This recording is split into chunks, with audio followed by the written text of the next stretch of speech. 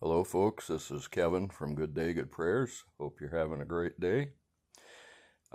Today we're going to talk about inflation. What is inflation and how does it happen? As you can see, I'm in my chair in the living room because my recording studio is dark today. Okay, inflation. How does it get started? Well, one thing that happens is that, in fact, let's even go back further than that. When we talk about taxes, the powers that be like to collect the taxes because it takes away some of your disposable income. Now, once they have come up with all of the various taxes that they can put against you, the next step is going to be that they are going to start something called inflation. Inflation is literally a second tax. So when they begin to force the prices up, you're then spending even more of your disposable income. What happens then is that companies, corporations, are not making as many sales. And so not only are they controlling the individual and how much disposable income you have, but they are now controlling the corporations and the businesses. Now, it is a fact that the mom and pop shops, the small businesses around the country, employ somewhere between 60 and 70% of the people that are employed in this country. The rest of the employment, the other 30% or whatever it is employed by the larger corporations. And so when the larger corporations go down, it's news. 10,000 people were laid off. That's news. However, nobody talks about it when 10,000 small businesses each get rid of, say, 25 or 50 employees each. Even though it's greater devastation to the economy, nobody talks about it. So with all of this in mind, let's talk about inflation.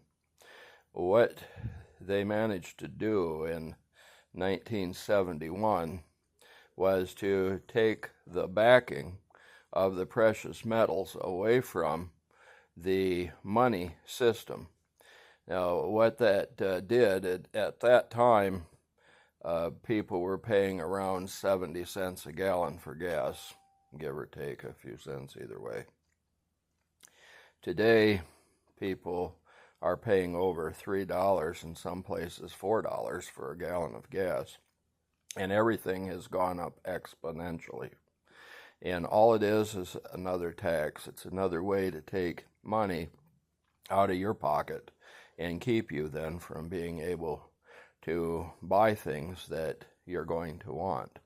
So you want that new TV, you want that new VCR, DVD player, radio, all of those things that people wanted back in the day. That stuff is no longer available to you because of the fact that you don't have the disposable income to be able to buy it. So what do you have to do? You go to a place and you buy it on credit. So now, not only are you buying your house and your car and all of these kinds of things on credit, now you're buying the tiny items, the items that you should be able to have as pocket change. You're now buying them on credit as well. But you're paying a lot more for it, and the amount of money that they're going to charge you for interest is going to be astronomical.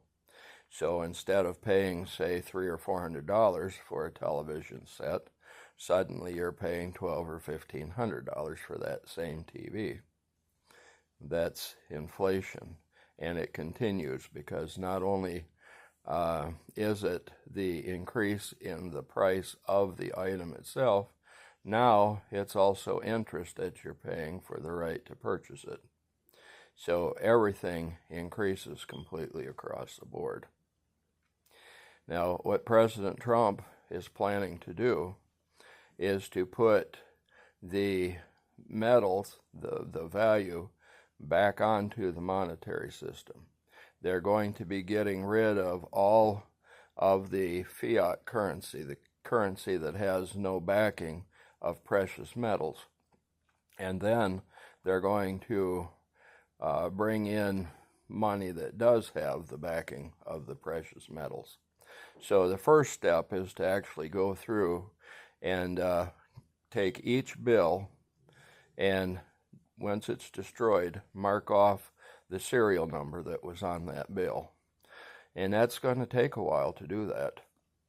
It's going to take a group of people a while, but every bill that has been created out there is going to be accounted for. Then the new bills that are going to come into the system are going to be bills that not only also have serial numbers, but they have backing of gold and silver and platinum, palladium, rhodium, all of the various precious metals.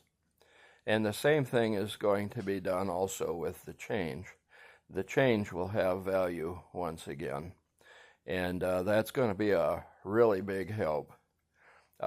They have spoken about the idea of no longer making pennies, and pennies are more expensive to create than they have value. And so eventually the only pennies that are going to be in the system are going to be those that are legitimately copper. They will have been the ones that were made 1981 or 82 and before. So those will still have value. And as copper goes up, the value of those pennies will go up. The ones, of course, that were created with only a few, as opposed to tens of millions, those ones, of course, are always going to be a little more valuable because there's fewer of them, and the collectors are going to want to get their hands on those, so those will have a little added value. But the rest of them will at least be worth the copper price, or numismatistic price, which is the collector price for those people who collect coins. Okay, so now let's talk inflation. Inflation is able to be controlled as long as there is no backing of the money. Once the monetary system is now backed by the precious metals, they're asset-backed now, and what happens then is that there's fewer of them in the system, and so the value of the dollar is going to be remaining steady. Now, there's 209 nations in the world, and there's going to come a time when there's a reset. This is going to happen very soon, and each monetary unit of measure is going to be on a 1-to-1 value. Now, everything that happens within that country is going to decide which money is going to be more valuable and which will not be so valuable. So it's going to be important to have people in the administration that can keep the monetary system at its best strength. And that way, when there is trade going on from nation to nation, the nation that is a little bit stronger is going to do a little bit better in the trading. So everything that is going to happen in the inflationary markets is going to level out. We will once again be paying a lower price for everything that we purchase. And so that's how inflation will work. This is Kevin from Good Day, Good Prayers. Remember to like and to subscribe. We will be talking in greater detail about this in a future video. But most of all, we want you to have a good day. Good day.